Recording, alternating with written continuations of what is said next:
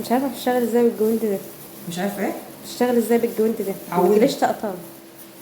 تقعدي ايدك تخرفش كده، لا. متعوده.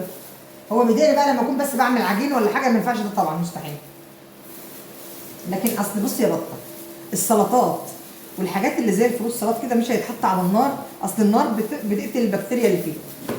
لكن انت مش هتحطيه على النار، فاذا اي بكتيريا هتتحط من ايديكي هتفضل موجوده في قلب العصير اللي الناس هتشربه. يا بنتي حرام، يا بنتي بصي، كلنا مسؤولين. ربنا سبحانه وتعالى هيسألنا، حطنا في موضع مسؤولية عشان يسألنا. فاهمة حاجة؟ لسه بتصوري؟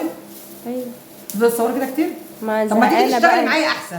قلت لك ما اعرفش اشتغل بجوينتي. اشتغلي يا قاعدة تومية يا ماما. ماشي يا خالتي. وأنا هصورك وابعت الصور اللي على اليسك زي ما أنت بتصوريني. لا مش للدرجه دي. ليه أنت بتعبي تومية وأنت بتعملي حاجة وحشة؟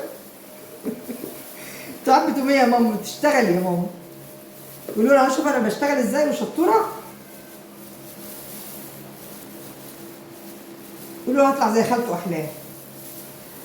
يقول لك مش عارف، اوعي اوعي، كفايه عندنا واحده في العيله منها نسخه واحده كفايه.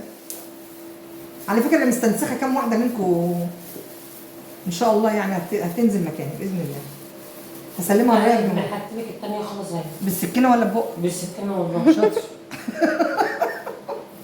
شاطره، ما انا شايفاك بتعملها بالسكين. هي لو حاجتنا احنا مش مشكله، كليها كلها. بس الميكروسكوب دقيق قوي يا ام محمود، دقيق يا ام محمود. نعم. الميكروسكوب دقيق قوي. المراقبه الرباني دقيقه قوي يا ام محمود. ايوه بتاكلي المانجا يا بنت، خلاص انصرفي بامر الله. بس بقى. الله معجبه. اه. هو انا بعمل وصفه ولا حاجه عايزه تتعلميها؟ امشي يا بنتي يلا. لا خلاص استني. يلا اقفلي.